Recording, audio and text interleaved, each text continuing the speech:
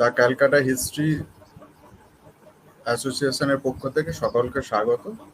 আজ আমরা বহুদিন পর আবার আলোচনার সবার আয়োজন করেছি এবং নতুন করে যে আলোচনা করেছি তাতে আজকে আমাদের মধ্যে আমরা পেয়েছি অধ্যাপক চঞ্চল অধিকারীকে। উনি ক্যালকাটা ইউনিভার্সিটি ইসলামিক হিস্ট্রি ডিপার্টমেন্টের পিএইচডি স্কলার। আমরা অনেক অনুরোধের পর ওনাকে পেয়েছি এবং উনি পিএইচডি রিলেটেড টপিকেরই একটি বিষয় আমাদের সঙ্গে আজকে আলোচনা করবেন এবং এই বিষয়টা আমাদের কাছে খুব একটা আমরা সবাই পরিচিত নয়, বিশেষ করে আমরা যারা নর্থ বেঙ্গল সম্পর্কে ইতিহাসে জানার আগ্রহী কিন্তু ভালো স্কলার পাই না, বিশেষত যারা প্রতিষ্ঠান শিক্ষিত গবেষণায় যুক্ত তাদের লেখা এবং পড়া আমরা খুব কমই পাই।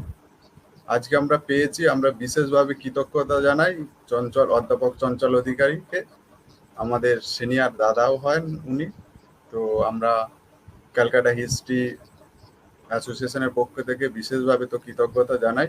সেই সঙ্গে আমাদের নিজেদের জানার যে ইচ্ছাটা আছে এবং সকল দর্শকদেরও মনে হয় জানার ইচ্ছা আছে, সেটা হচ্ছে যে কোচবিহার ভারতভুক্তির সময় ভারতভুক্তি কিভাবে হলো। কারণ দেশভাগের সময় বিভিন্ন ভারতের অংশ বিচ্ছিন্ন হয়েছিল, ছোট ছোট প্রদেশ রাজ্যে বিভক্ত ছিল এবং সেটাকে কিভাবে যুক্ত করা হচ্ছিল এবং তাদের রাজনৈতিক, সামাজিক, ধার্মিক বিভিন্ন যে কারণ প্রেক্ষাপট ছিল, তারপরে তারা কিভাবে যুক্ত হলো ভারত ভূখণ্ডের সঙ্গে, সেই বিষয়টা আজকে বিশেষভাবে আলোকপাত করবেন।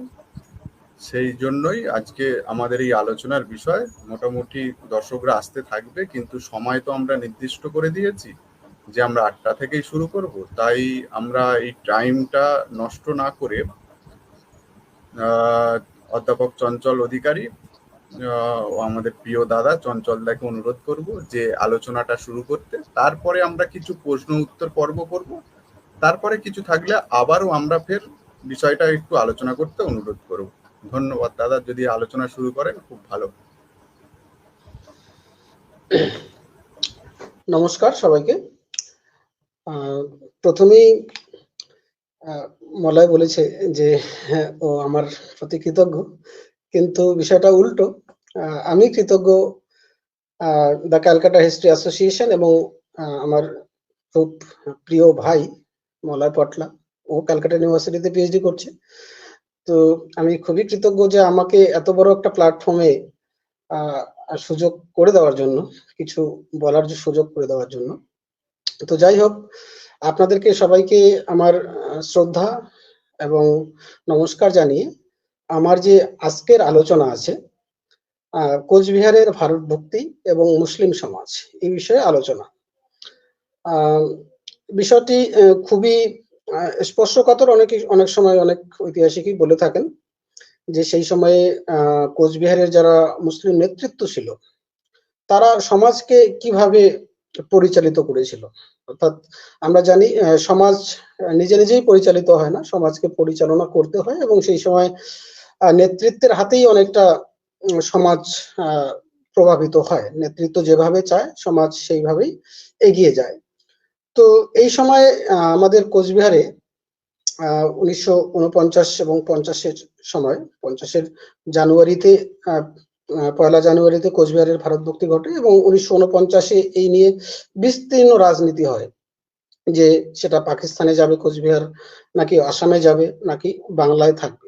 এই বিষয়ে বিস্তীর্ণ রাজনীতি হয়। তো সেই সময়ে ওই রাজনীতিতে মুসলিম নেতৃত্বরা মুসলিম সমাজকে কিভাবে পরিচালনা করেছিল, সেই বিষয়ে আজকের এই আলোচনা। তো প্রথমেই আমি বলে নিয়েছিলাম যে বিষয়টি খুবই স্পর্শকাতর। অনেকের মনে হতে পারে যে এই ধরনের ইতিহাস চর্চা কেন করা হবে, কিন্তু সত্য যে ঘটনাগুলো ঘটেছে সেই বিষয়গুলো জাস্ট আমি কিছু কিছু সোর্স গুলোতে, যেগুলো প্রাইমারি সোর্স বিশেষত যেগুলোতে কিভাবে পেয়েছি, ওয়েস্ট বেঙ্গল স্টেট আর্কাইভ এবং দিল্লির ন্যাশনাল আর্কাইভসে, তো সেই আর্কাইভস এবং ফাইলস গুলোতে সব যে ঘটনাগুলোর যে বর্ণনা আছে সেই বর্ণনাগুলো জাস্ট আমি আপনাদের সামনে তুলে ধরবো। এখানে আমার কিছু মন গড়া কিছু আমি বলবো না। সেই সময়ে সমাজ কিভাবে পরিচালিত হয়েছিল, যে যা রিপোর্ট গুলো আর্কাইভসে এর প্রিজার্ভ আছে, সেখান থেকে আমরা যতটা উদ্ধার করতে পেরেছি সেগুলোই আমি আপনাদের সামনে প্রতিস্থাপন করব। আলোচনা শুরুর আগেই আমাদের কোচবিহার সম্পর্কে একটু আলোচনা করে নেওয়া দরকার। কোচবিহার কিরকম ছিল, কোচবিহারের জিওগ্রাফি কিরকম, এখানে সাম্প্রদায়িক সম্প্রীতি কিরকম, এখানকার শাসক কিরকম ছিল, একটু সংক্ষিপ্ত আলোচনা যদি করা যায় তাহলে আমরা বুঝতে পারবো যে কোচবিহার এর কম্পোজিট কালচার যেটাকে আমরা বলি, মিশ্র সংস্কৃতি এবং আদান প্রদানের সংস্কৃতি, সেটা তাহলে আমাদের একটু সংক্ষিপ্ত আলোচনা করে নেওয়া দরকার, তাহলে আমাদের বুঝতে সুবিধা হবে। এই ক্ষেত্রে প্রথমেই যদি আমরা বলি যে কোচবিহারের অনেক ক্ষেত্রে কিছু ঐতিহাসিক বলেছেন যে এটা একটা বর্ডারল্যান্ড তিনটা ক্ষেত্রে বলেছেন। একটা হচ্ছে সাংস্কৃতিক, একটা রাজনৈতিক এবং পরিবেশগত বা ভৌগোলিক। তো তিনটা ক্ষেত্রেই এটা একটা বর্ডারল্যান্ড বা সীমান্তবর্তী জায়গা, যেটা মূলত একদিকে আসামের সীমান্তবর্তী এলাকা, অন্যদিকে বাংলার সীমান্তবর্তী এলাকা, এবং পরবর্তীকালে আমরা দেখতে পারবো যে দেশের বাইরে এখন বাংলাদেশের যে সীমান্তবর্তী এলাকা একদিকে, বা এখনো পশ্চিমবঙ্গের সীমান্ত এলাকা একদম কোচবিহার, ওদিকে আসামের সীমান্ত এলাকা। এটা মোটামুটি একটা বলা যায় যে সীমান্ত এলাকা। এই বিষয়ে প্রচুর কাজ করেছেন, যেরকম রিচার্ড এটন বলেছেন যে এটা একটা ফ্রন্টিয়ার এরিয়া। তারপরে আমাদের নিহার রঞ্জন বড়ুয়া তার প্রান্তবাসীর ঝুলি, সেখানে বলেছেন যে এটা একটা প্রান্ত বা সীমান্ত এলাকা। তারপরে আমাদের এস.এন. ভট্টাচার্য তার মুঘল নিয়ে কাজ, Mughal in north east India, তার যে বই, বিখ্যাত বই, খুবই নামকরা বই, এবং মুঘলদের নর্থ ইস্ট ইন্ডিয়া অ্যাক্টিভিটির জন্য একমাত্র প্রামাণ্য গ্রন্থ। সেখানেও তিনি বলেছেন যে এটা হচ্ছে পেরিফেরি এরিয়া। তো এরকম প্রচুর কাজ আছে। এখন ভ্যান স্যান্ডেল তিনিও কাজ করছেন, তিনিও বলছেন যে এই জায়গাটা একটা এই জায়গাগুলো একটা হচ্ছে পেরিফেরি এরিয়া। অনেকে আবার বলছেন যে এটা হচ্ছে আমাদের জুমিয়া এরিয়ার একটা এক্সটেন্ডেড পার্ট, কিন্তু এই কথাটা ঠিক নয়, কারণ জুমিয়ার যে কনসেপ্ট, যেখানে স্টেট নেই, সেই কনসেপ্টটা কোচবিহারের ক্ষেত্রে একবারই সত্যি নয়। তার কারণ কোচবিহার কোনোদিনই নর্থ স্টেট এরিয়া ছিল না। আমরা দেখতে পারবো যে কোচবিহারে প্রাচীনকাল থেকে মৌর্যদের সাথে সম্পর্কযুক্ত ছিল কোচবিহার। কামরূপ, পরবর্তীকালে কামরূপ রাজারা সেখানে রাজত্ব করেন, কামরূপের এক্সটেন্ডেড টেরিটরি ছিল। গুপ্তদের সাথে সম্পর্ক ছিল পাল, পরবর্তীকালে সেন, এবং তারও পরবর্তীকালে কামরূপ রাজারা তো কামরূপ নগর নামই দিয়েছিলেন, এবং খুব মধ্যযুগের প্রাথমিক পর্যায়ে খেন এবং পরবর্তীকালে কোচ রাজাদের সময় কোচবিহারের কিন্তু ব্যাপক উন্নতি ঘটেছিল। অর্থাৎ প্রাথমিক যে রাজাগুলো ছিল, প্রাথমিক যে শাসনগুলো ছিল, সেই সময় পেরিফেরি ছিল, কিন্তু পরবর্তীকালে কোচবিহারের যখন কোচ রাজারা চলে আসেন, তখন কোচবিহার কিন্তু একটা শাসন পর্যায়ের মূল কেন্দ্রে অন্তর্ভুক্তি ঘটে। তো কোচবিহার প্রাচীনকাল থেকেই কোনোদিনও নন স্টেট এরিয়া ছিল না, কিন্তু এখন আন্ডার ডেভেলপ আছে, কিন্তু প্রাচীনকালে কোনোদিনই আন্ডার ডেভেলপ কিন্তু ছিল না, কারণ সেখানে শাসকেরা একদম মূল কেন্দ্রে তারা প্রতিষ্ঠিত ছিল। তো এই ব্যাখ্যাগুলো আছে। তো এই সময়ে কোচবিহারের যদি আমরা প্রাচীন ইতিহাস পর্যালোচনা করি, তখন দেখতে পাবো যে কোচবিহারের ধর্ম সংস্কৃতি এই সমস্ত কিছু হিন্দু কেন্দ্রিক সংস্কৃতিতে জড়িয়ে ছিল। আমরা দেখবো যে কোচবিহারের প্রাচীন রাজারা তারা শিবের পূজা করছেন। কোচবিহারের রাজবংশাবলিতে আছে যে তারা শিবের বংশ, কোচবিহার রাজবংশকে আমরা শিব বংশ বলি। পরবর্তীকালে এবং কোচবিহার রাজার যে টাকা, যে টঙ্কা অর্থাৎ সিলভার রুপি, সেখানেও এই টাকাকে বলা হচ্ছে শিব টঙ্কা। প্রচুর কাজ এই বিষয়ে করেছে, যাদবপুর বিশ্ববিদ্যালয়ের একজন অধ্যাপক এই কাজ করেছেন কোচবিহারের কয়েন্স নিয়ে। তো সেই কয়েন্সকে শিব টঙ্কা বলা হয়। প্রচুর ভালো ভালো যেমন রোডস, আমাদের এনএস রোডস, তিনিও কোচবিহার কয়েন নিয়ে প্রচুর কাজ করেছেন। তো কয়েন্স গুলোকে শিব টঙ্কা বলা হয়। অর্থাৎ কোচবিহারের রাজারা শিবকে পুজো করতো, উপাসনা করত। এবং কোচবিহারে আসলেই আপনারা দেখতে পারবেন কোচবিহারে এই সময় কোচবিহার রাজারা প্রচুর শিব মন্দির সেই সময় তারা তৈরি করেছিলেন। যেমন খুবই বিখ্যাত জল্পেশ মন্দির আছে, খুব বিখ্যাত ময়নাগুড়িতে। আমাদের বানেশ্বরী শিব মন্দির আছে। কোচবিহারের শহরের মধ্যেও প্রচুর শিব মন্দির আছে। তো শিব মন্দিরের পাশাপাশি, শিবের জনপ্রিয়তার পাশাপাশি সেই সময় বৈষ্ণব ধর্মেরও আস্তে আস্তে উত্থান ঘটেছিল নরনারায়ণের সময় আমরা বিশেষ করে জানি। এবং আস্তে আস্তে শিব, যে শিব টঙ্কা যেখানে বলা হতো, শিব বংশ বলা হতো কোচবিহারকে, তারা আস্তে আস্তে বিশেষ করে নরনারায়ণের সময় এবং শঙ্করদেবের হাত ধরে কোচবিহারে কিন্তু বৈষ্ণব ধর্মের একটা প্রভাব আস্তে আস্তে শুরু করলো। তো কোচবিহারে তারপরে বৈষ্ণবদের উত্থান ঘটলো এবং কোচবিহারের রাসমেলা যেটা খুবই বিখ্যাত, সেখানেও কিন্তু এই বৈষ্ণব ধর্মের প্রভাবেই তার শুরু হয়েছিল। তো এরকম শিব, তারপরে বৈষ্ণব এবং শক্তি পূজা খুবই জনপ্রিয় ছিল। অর্থাৎ হিন্দু ধর্মের যে সমস্ত জনপ্রিয় পূজা পার্বণ পদ্ধতি, এই সমস্ত কোচবিহারে খুবই জনপ্রিয় ছিল কোচবিহারের রাজাদের সময়। তো স্বাভাবিকভাবেই সেই সময়ে যখন আমরা দেখব যে আমার যেহেতু বিষয় ইসলাম, ইসলাম নিয়ে আলোচনা করব, সেই সময়ে যখন মধ্যযুগের ভারতে ইসলামের আবির্ভাব ঘটছে এবং কোচবিহারও তার ব্যতিক্রম নয়, কারণ কোচবিহারে সুলতানরা আক্রমণ করছিল, মুঘলরা আক্রমণ করছিল। তো এই সময় কোচবিহারের রাজারা তাদেরকে কিভাবে এবং কোচবিহারের সাধারণ মানুষ কিভাবে তাদেরকে ইয়ে করেছে, তাদেরকে কিভাবে অ্যাক্সেস দিয়েছে, তাদের সাথে সম্পর্ক কিরকম ছিল, এই বিষয়েও আমাদের বিষয়ে আলোচনা করা যেতে পারে। আমরা দেখেছি যে সেই সময়ে রাজারা তাদেরকে অ্যাক্সেস দিচ্ছে, ধর্ম করার জন্য জায়গা দিচ্ছে। কোচবিহারে এরকম প্রচুর অ্যাডমিনিস্ট্রেটিভ যে রিপোর্ট গুলো আছে সেগুলোতে প্রচুর জায়গা আছে। এবং কোচবিহারের জেলের মধ্যে, কোচবিহারের যে জেলখানা ছিল, যে জেলখানার ভিতরেও যে মুসলিম ধর্মের যে সমস্ত ধর্মীয় আচার আচরণ সেগুলো পালন করা হতো, রোজার দিনে রোজা রাখা, ঈদের দিনে ঈদ পালন করা জেলের মধ্যে, এই সমস্ত কোচবিহারের রাজারা কিন্তু করেছে। এবং সবচেয়ে বড় উদাহরণ, কোচবিহারের রাজারা যে ইসলাম ধর্মকে জায়গা দিচ্ছে তার প্রচার করার জন্য, তারা কিন্তু পীর, যে মুসলিম ধর্মের যে পীর, তাদেরকে অর্থাৎ জমি দিয়ে দিত, যেটাকে জমি দান বলা হতো।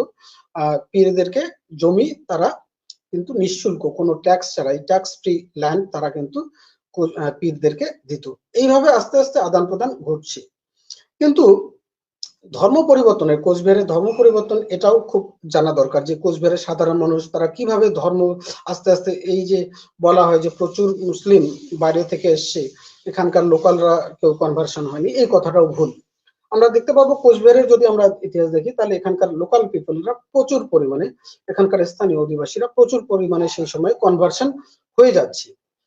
তো তখন যারা কনভার্সন হয়ে যাচ্ছে কোচবিহারের ক্ষেত্রে আমরা দেখতে পারবো যে তারা এমনি কোচবিহারের এই যে ইসলাম বা মুসলিম ধর্মকে, তারা এটাকে কোনো বহির্জগৎ থেকে কিছু আসা এরকম কিছু ভাবছে না। কারণ কোচবিহারেরই একটা অ্যাডমিনিস্ট্রেটিভ রিপোর্টে বলা হচ্ছে যে তারা ইসলাম ধর্মকে আলাদা কিছু ভাবছে না, তারা হিন্দু ধর্মেরই একটা পার্ট ভাবছে, তারা আল্লাহকে আলাদা কিছু ভাবছে না, তারা নিজেরই।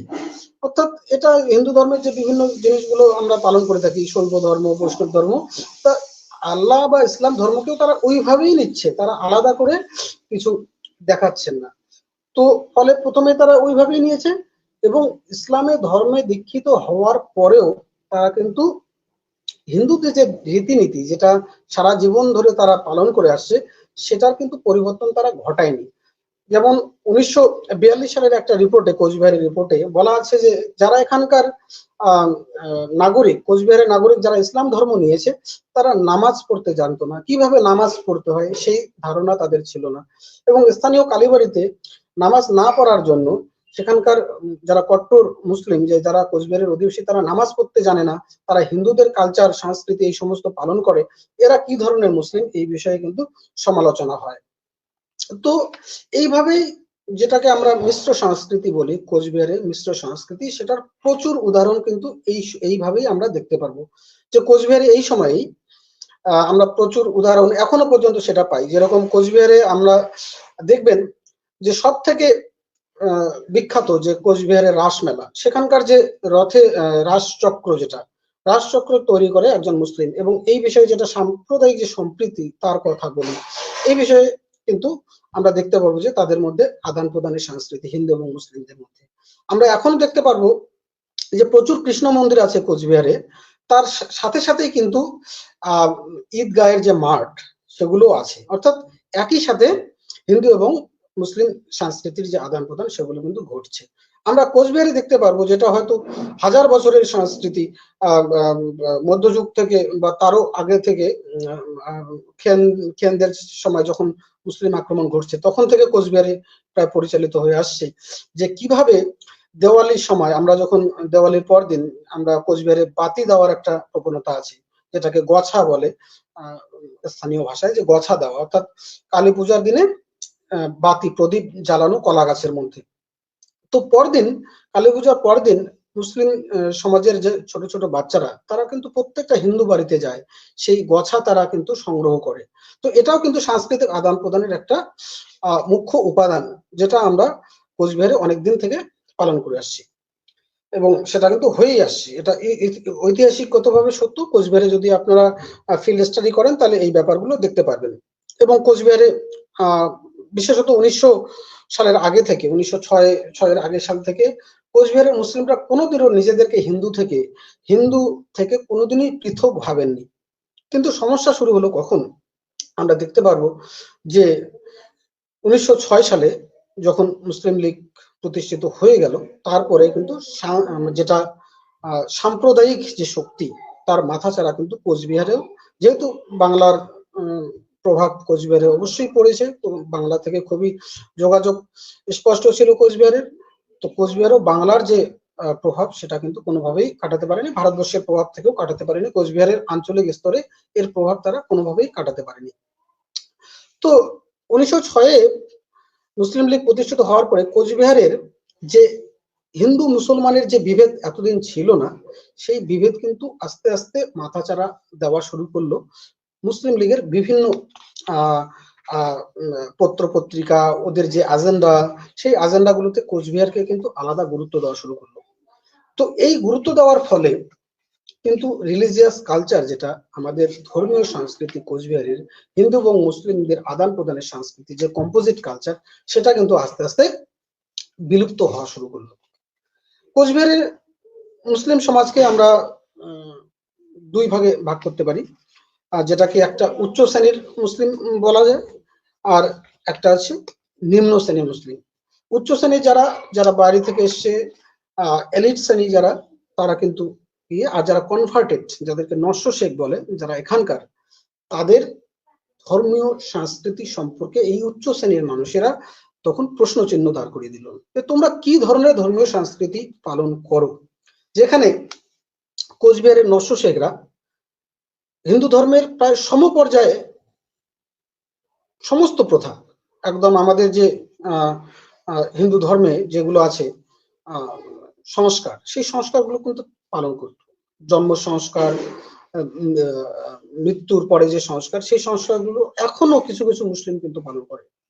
আমরা দেখতে পারবো যে আমি যখন কাজ শুরু করেছিলাম, প্রচুর মুসলিম পরিবার আছে যেখানে তাদের বাড়িতে কিন্তু তুলসী গাছ আছে। তো তুলসী গাছ আছে এরকম একটি বাড়িতে আমি জিজ্ঞাসা করেছিলাম যে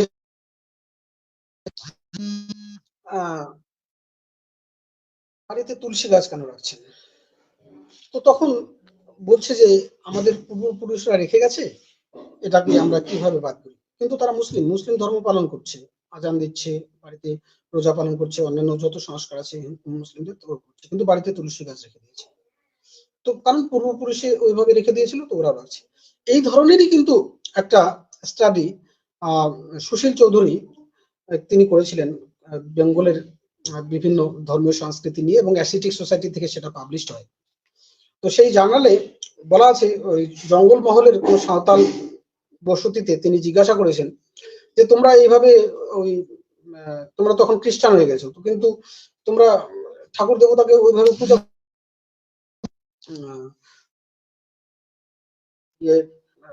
কেন ঠাকুর দেবতাকে পূজা করছো?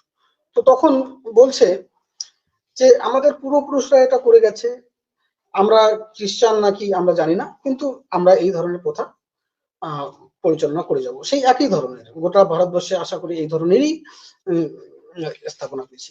তো এই যে কম্পোজিট কালচার, যখন মুসলিম লীগের যে ইয়েগুলো আসলো, তখন এই যে নস্য শেখদের যে এই ধরনের সংস্কৃতি, যারা বাড়িতে রাখছে, তুলসী গাছ রাখছে, যারা সংস্কার, জন্ম মৃত্যু সংস্কার যে পালন করছে, মৃত্যুর পরে আমাদের শ্রদ্ধা শান্তি, এই সমস্ত ব্যাপারগুলো সমস্ত তারা করছে, এই যে এগুলো সমালোচনার তারা আস্তে আস্তে স্বীকার করলো।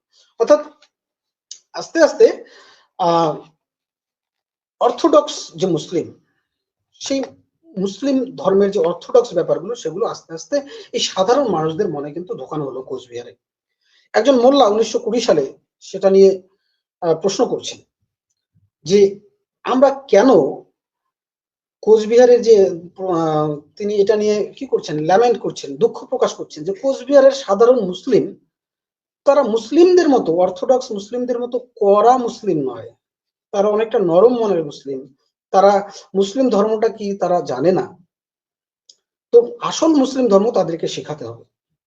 তো এইভাবে আস্তে আস্তে কোচবিহারের যে সংস্কৃতি বিনষ্ট করার একটা প্রচেষ্টা কিন্তু শুরু হয়ে গেছিল। তো এই সমস্যাগুলো যেটা 1920, 21, 22, 23-এর দিকে ঘটছিল, সেই সমস্ত ব্যাপারগুলো আস্তে আস্তে কিন্তু নস্য শেখদের, যারা 1901 সালে তারা নিজেদেরকে নস্য শেখ বলে পরিচয় দিচ্ছে, নস্য শেখ পরিচয় দেওয়ার পরে তারা নিজেদেরকে গর্ব অনুভব করছে, আস্তে আস্তে তারা কিন্তু নিজেদেরকে একদম কট্টর মুসলিমে কিন্তু পরিণত করতে বাধ্য হচ্ছে। কারণ আমরা যদি ফজলে আমরা যদি একজন ঐতিহাসিক আছে সেই সময় কোচবিহার নিয়ে কাজ করেছেন, ফজলে রহমান বলে ঐতিহাসিক সেই অর্থ নয়, যাই হোক তিনি কোচবিহারের মুসলিম সমাজ নিয়ে কাজ করেছেন। তো তাদের কিছু বিষয় আছে, তিনি একটা জায়গায় উল্লেখ করেছেন যে 1940 সালের আগে পর্যন্ত মুসলিমরা, কোচবিহারের মুসলিমরা সেই অর্থে অর্থোডক্স ছিলেন না, কিন্তু 1940 সালের পর থেকে তারা কিন্তু আস্তে আস্তে অর্থোডক্সের দিকে যাচ্ছে। অর্থাৎ অর্থোডক্সিয়ান যে গোড়া, আস্তে আস্তে গোড়ামি, ধর্মীয় যে গোড়ামি কোচবিহারকে কিন্তু ছেয়ে নিচ্ছে। তো 1940-এর পরে আস্তে আস্তে যখন আমাদের এই যে কোচবিহারের যে ভারত অন্তর্ভুক্তি, কোচবিহারের রাজা যে ভারতে অন্তর্ভুক্ত করবে কি বাংলা, সেই সময় পূর্ব পাকিস্তান তারও অন্তর্ভুক্ত করবে, এই নিয়ে বিস্তর কিন্তু বিষয়গুলো চলে আসছিল।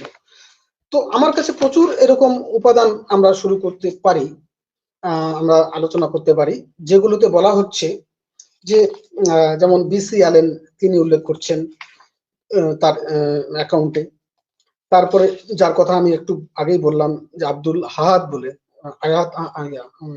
হায়াত মাহমুদ, তিনি ইয়ে করছেন যে গোড়াঘাটের মানে কোচবিহারের যেটা একটু পার্ট ছিল মধ্যযুগে, সেই সময়ে এই যে এখানকার মানুষের যে সাধারণ জীবনযাপন, মুসলিম ধর্ম দিয়ে মুসলিম অনুগামী যারা ধর্ম পালন করেন, তাদের সাধারণ জীবনযাপন, হিন্দুদের প্রতি তাদের যে আবেগ, হিন্দু এবং মুসলিম এই ধরনের যে কোনো বিভেদ নাই, এই যে আবেগগুলো, এই আবেগগুলোকে কিন্তু আস্তে আস্তে তারা কিন্তু ধ্বংসের দিকে নিয়ে যাচ্ছে। এইরকম একটি ফতোয়া আছে যেটা ফয়জউদ্দিন আহমেদ উল্লেখ করেছেন। সেখানে ফয়জউদ্দিন আহমেদ বলছেন যে, আমি কোট করছি তাকে, যে in this way many Muslim families believe that they came to Coachbihar from outside. Even the poor and uneducated Muslim believe this to be true. After living ignorance for a long time and after living with the Hindu neighbors, some Muslims forgot the fundamental tenets. অর্থাৎ fundamental যে মুসলিম ধর্মের যে জিনিসগুলো আছে তারা কিন্তু আস্তে আস্তে ভুলে যাচ্ছে। তো এই সমস্ত কিছুই প্রভাব কিন্তু যখন আমরা 1900 স্বাধীনতার পরে যখন আমরা কিন্তু অনেকগুলো ঘটনা ঘটে যাচ্ছে, এই বিষয়গুলি কিন্তু পরবর্তীকালে আমাদেরকে হেল্প করেছিল, পরবর্তীকালে হেল্প করেছিল কিসের জন্য, যে ভারত ভক্তি, কোচবিহারের ভারত ভক্তি যাতে না হয় তার চেষ্টা কিন্তু শুরু হয়ে গেছিল এই যে গোড়ামি থেকে, অর্থাৎ ধর্মীয় গোড়ামি থেকে এই কোচবিহার যাতে ভারতের ভুক্ত না হয়, কোচবিহার যাতে পাকিস্তানের ভুক্ত হয়, সেই চেষ্টা কিন্তু করা হয়েছিল। এই সময়ে স্বাধীনতা সমকালে কোচবিহারের রাজনীতি অন্য রকমের ছিল। সেখানে একটা কনসেপ্ট তৈরি হয়েছিল, সেখানে হিত সাধনী সভা বলে একটা অর্গানাইজেশন তৈরি করা হয়েছিল, যার মুখ্য আব্বাস উদ্দিন আহমেদ ছিলেন, কোচবিহারের ইতিহাস রচয়িতা খান চৌধুরী, আমানতুল্লাহ আহমেদ ছিলেন, ফয়জউদ্দিন আহমেদ ছিলেন, বিখ্যাত মানুষ। তারা কিন্তু হিত সাধনী সভা বলে একটা অর্গানাইজেশন শুরু করলেন এবং সেখানে বলা হলো যে একটা কনসেপ্ট তৈরি করা হলো হিত সাধনী সভায়, যে against the outsider, যারা বাইরে থেকে এসছে তার বিরুদ্ধে আন্দোলন,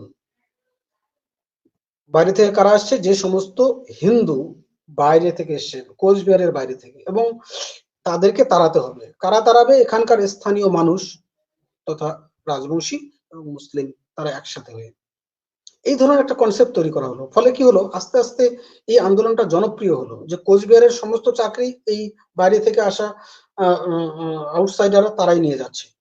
কোচবিহারের সমস্ত সরকারি সুযোগ সুবিধা সেই সময় রাজ আমলের সব তারা করছে, কিন্তু কোচবিহারের স্থানীয় অধিবাসীরা তারা কিছু পাচ্ছে না। এই জন্য স্থানীয়দের একসাথে হতে হবে, হয়ে বাকিদের তাড়াতে হবে। কিন্তু আপনারা লক্ষ্য করলে দেখবেন যে বাকি সবাই কিন্তু হিন্দু, এবং তাদেরকে এই এই আইডিয়াটা তৈরি হয়েছিল যে দেশি এবং ভাটিয়া, বাইরে থেকে তারা আসছে, তাদেরকে ভাটিয়া, যারা এখানকার লোকাল, সে হিন্দু হোক বা মুসলিম হোক, তারা হচ্ছে দেশি।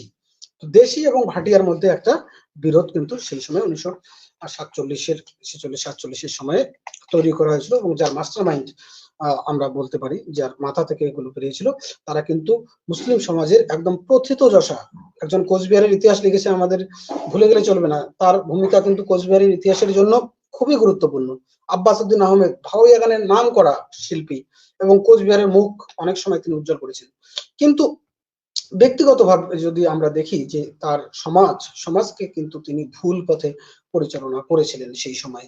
তো সমাজ কিন্তু তাদের দ্বারা, এই সমস্ত নেতৃত্বদের দ্বারা ভুল পথে পরিচালিত হয়েছিল।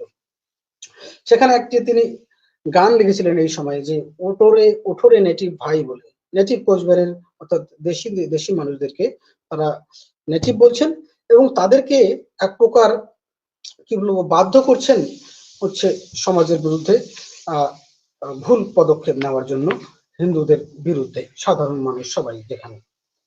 তো এই সমস্ত বিষয়গুলি আমরা দেখতে পারবো যে আব্বাস উদ্দিন আহমেদ, তারপরে খান চৌধুরী আমানতুল্লাহ আহমেদ, তারপরে আপনার ফয়জউদ্দিন আহমেদ, এই সমস্ত মানুষ, এই সমস্ত প্রথিতযশা মানুষ, সাধারণ মানুষ নয় তারা, কিন্তু তারা কিন্তু কোচবিহারের পার্টিশনের পরে, আমরা জানি যে খান চৌধুরী আমানতুল্লাহ আহমেদ কোচবিহার রাজার কিন্তু মন্ত্রী ছিলেন।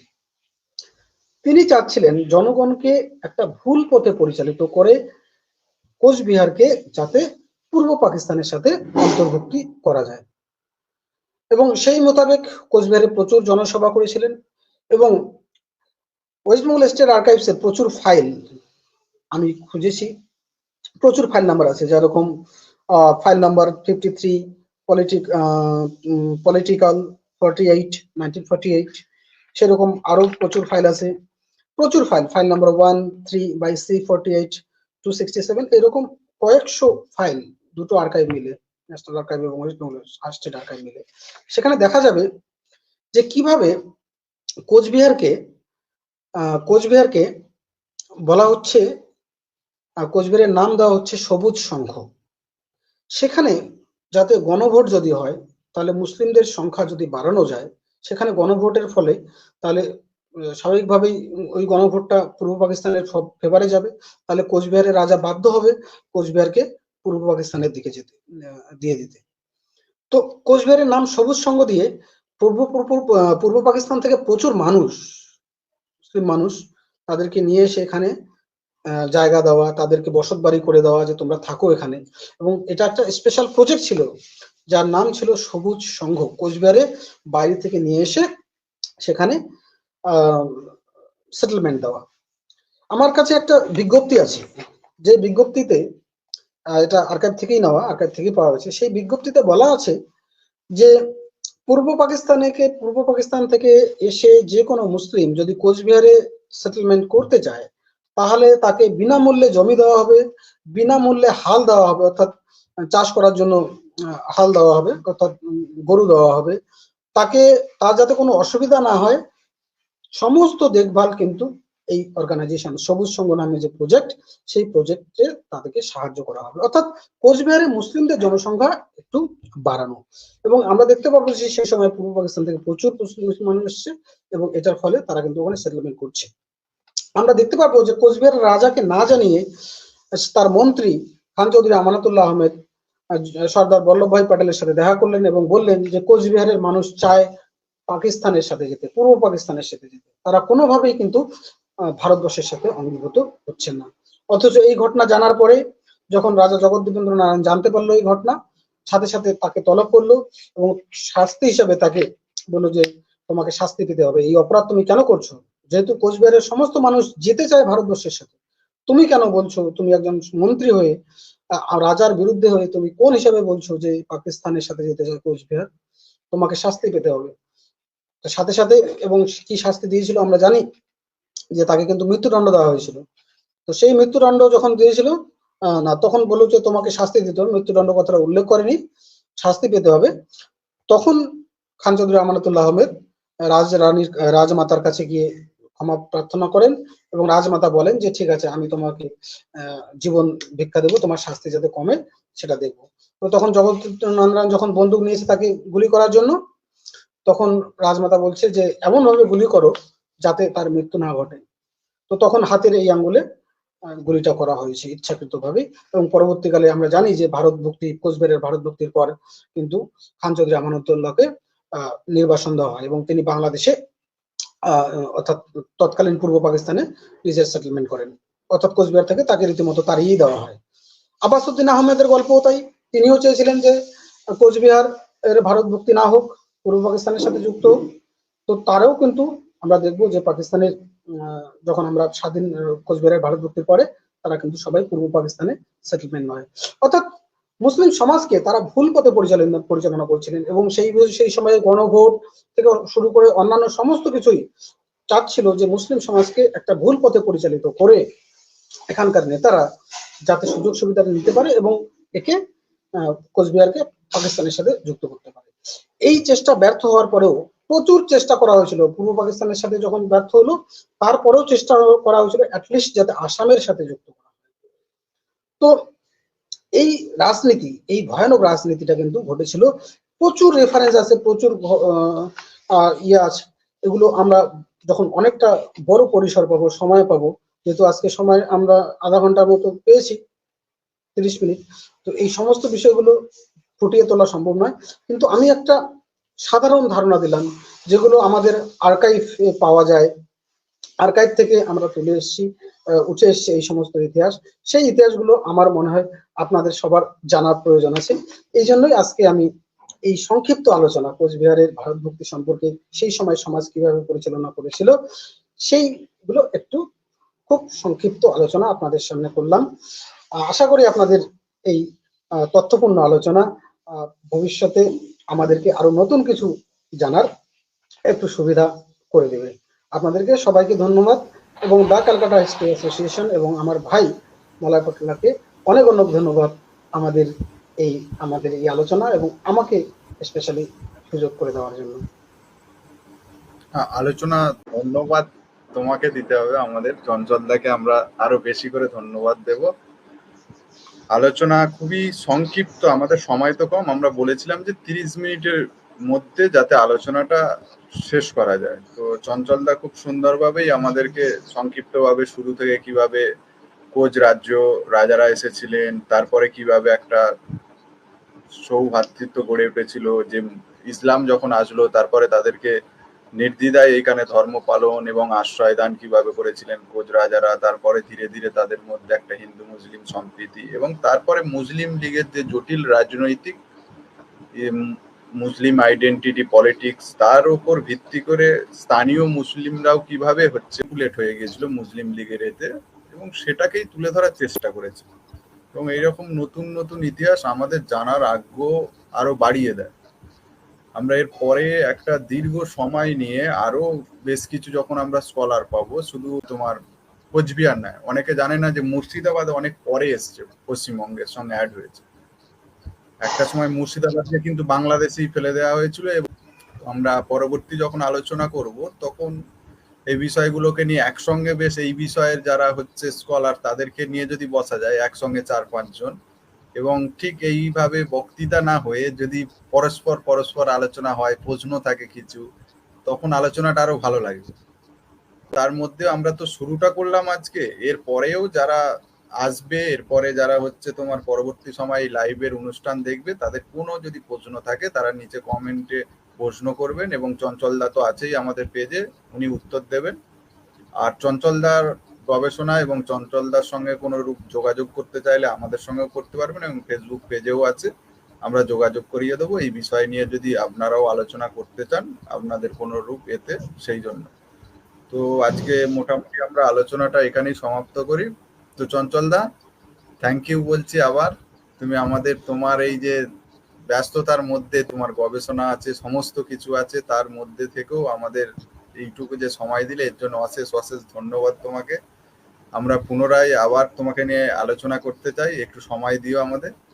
আমরা আরো অবশ্যই। একসঙ্গে এই বিষয়টাকে নিয়ে আরো বড় করে আলোচনা করতে চাই, যে আরো বেশ কিছু স্কলারকে নিয়ে আমরা বসে একসঙ্গে, বিশেষ করে সত্যি কথা বলতে আমরা যারা এই দক্ষিণবঙ্গে থাকি, আরো বাংলাদেশ যারা বাংলা ভাষাভাষী, তাদের কাছে কলকাতার ইতিহাস, অন্য জেলার ইতিহাস খুবই প্রিয়, কিন্তু এই কোচবিহার, কোচ কি দক্ষিণবঙ্গের সাধারণ মানুষের সামাজিক রাজনৈতিক জীবন, এইগুলো খুব একটা আলোচনার বাইরে থাকে, যে আমরা আলোচনাই করতে চাই না।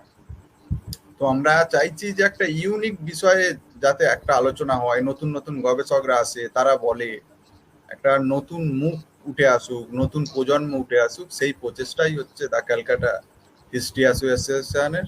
এবং আজকে তার সূত্রপাত হলো, এবং চঞ্চলদাই আমাদের সেই অনুষ্ঠানের সূত্রপাত করলেন। পুনরায় আবার চঞ্চলদাকে আমরা পাবো, এই বলে আজকের অনুষ্ঠান আমরা বন্ধ করে রাখছি, সমাপ্ত করছি। ধন্যবাদ চঞ্চলদা।